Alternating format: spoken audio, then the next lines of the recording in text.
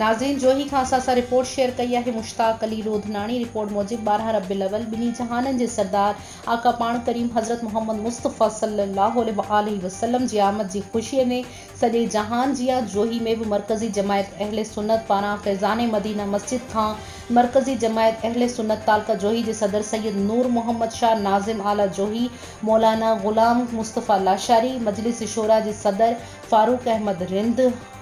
हाफिज़ इरफान पंवर, मुनीर अहमद रिंद, असदुल्ला सरियो ऐं ॿियनि जी अॻवानी में जश्न मिलाद रैली कढी हथनि में नालेन पाक जा झंडा खणी सरकार जी आमद मदनी जी आमद जा ज़ोरदार नारा हणंदा शहर जे मुख़्तलिफ़ चौंकनि चौहान था थींदा फाज़िल चौक ते पहुता, जिते रैली के ख़िताब कंदे उलमान चयो त असीं ग़ुलामान मुस्तफ़ा जी असल ख़ुशी ऐं ईद 12 रबीउल अव्वल ते हूंदी आहे। मस्जिद इबादत गाहुनि घरनि खे रोशन चरागा करण ते दिली सुकून मिलंदो आहे। रैली के ख़िताब बाद समी मचरियल जमायत अहले सुन्नत जे माण्हुनि जमायत अहले सुन्नत जे सदर सैयद नूर मोहम्मद, मौलाना गुलाम मुस्तफ़ा लाशारी, हाजी फारूक रिंद,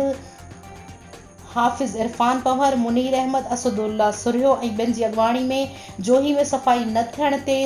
सीएम जोही ऐं ॿिए अमले ख़िलाफ़ एहतजाजी मुज़ाहिरो करे मचरियल माण्हुनि नेशनल प्रेस क्लब जोही अॻियां धरणो हयो। इन मौक़े ते जमायत अहले सुन्नत जे मज़कूरा अॻवाननि पंहिंजे गॾियल ख़िताब में इल्ज़ाम हणंदे चयो त जश्न ईद मिलादुन नबी ऐं 12 रबीउल अव्वल जी रैली जे हवाले सां असिस्टेंट कमिश्नर जोही जे ऑफिस में गॾिजाणी थी गुज़री हुई, जंहिं में पुलिस, सिहत, रेवेन्यू, म्यूनिसिपल कमेटी जे ज़िम्मेवारनि शिरकत कई ऐं चयो त जश्न मीलाद जे हवाले सां जोही में हर घिटी हर मुहल्ले चौंकनि चौराहनि ते सफ़ाई नज़र ईंदी, मगर जोही में गटर उथलियल आहिनि, विख विख ते गंदगी जा ढेर लॻी विया आहिनि। सीएमओ जोही रुगो कमीशन खाइण में पूरो आहे, सफ़ाई किथे बि नज़र नथी अचे। हिननि चयो त जश्न ईद मिलाद नबी मल्हाइण जे हवाले सां जोही में जलसा थींदा आहिनि, मगर म्यूनिसिपल कमेटी जोही में माहवार लखे रुपयनि जी बजट आहे, जेका कूड़ा वाउचर ठाहे हर महीने तेल ऐं ॿियनि कमनि जी मद में ॼाणाए हड़प कया वञनि था। जोही में किथे बि सफ़ाई नाहे। हिननि वज़ीर आला सिंध, सूबाई बल्दियात जे वज़ीर, कमिश्नर हैदराबाद, डीसी दादू ऐं ॿियनि ज़िम्मेवारनि खे ख़बरदार कयो आहे त असांजो मुल्क पाकिस्तान जमहूरिया इस्लामी मुल्क आहे, जिते नबी करीम ताजदार मदीना जी आमद ते पूरी दुनिया ख़ुशी में जश्न मल्हाए पई। मुल्कनि अंदरि इबादत गाहुनि, रोडनि, रस्तनि, घरनि खे चरागा कयो वेंदो आहे, मगर हिते उल्टो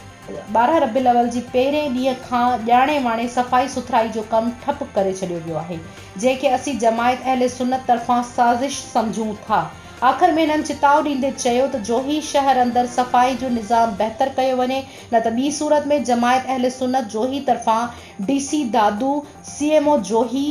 एसी जोही ख़िलाफ़ सुभाणे अॼु खां भरपूर तहरीक शुरू करे धरणा हया वेंदा, जंहिंजी ज़िम्मेवारी ज़िला इंतज़ामिया ते हूंदी। दजाली दौर में पंहिंजे कमकार छॾे निकिरण ॾाढो ॾुखियो आहे। मां चवां थो मुबारक जे लाइ दुरूदों की आती रहेंगी, चो सुभान अल्लाह। सदाएं दुरूदों की आती रहेंगी, जिन्हें सुन के दिल शाद होता रहेगा। अरे खुदा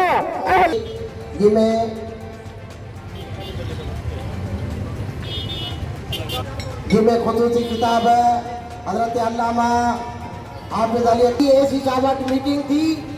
उते उन्हनि असांखे चयोसीं असां छिनकार जी गाॾी कोन्हे, नई गाॾी असां वटि न उखिरे आहियूं, उते छिनकार त तव्हां न थी पर सफ़ाई बि तव्हां न कयो। पैगंबर रसूल जी आमद आहे, शर्म अचणु घुरिजे जो तव्हां इंतज़ाम नथा करे सघो। अॼु पहिरियों ॾींहुं आहे, मां वारियूं थो ॾियां, जेकॾहिं अॼु खां वठी पूरे शहर जी सफ़ाई न थी, को बि गली घिटी में गंदगी थो थियो ऐं अॼु असांजे शहर जो जेको जलसो आहे कानूनी में उनजी सफ़ाई न थी त सुभाणे तव्हांजे लाइ धरणो जेकर हिते न लॻो त पोइ मूंखे वञिजो। मां एसी जोई खे चवां थो ऐं टाउन कमेटी वारनि खे बि चवां थो, शर्म कयो, हिन महबूब जे मिलाद में असांखे मजबूर न कयो। ईअं न सम्झो त यार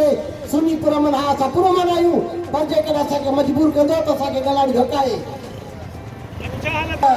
तय्यब जी आमद, मौला जी आमद, हाशमी जी आमद, मुतलबी जी आमद, नबी जी आमद, हथ खणी चओ, अञा ॾाढे चओ, सभु गॾिजी चओ, सईद जी आमद, पुरनूर जी आमद, रमज़ान जी आमद, लब्बैक लब्बैक लब्बैक या रसूल अल्लाह, लब्बैक लब्बैक लब्बैक या रसूल अल्लाह।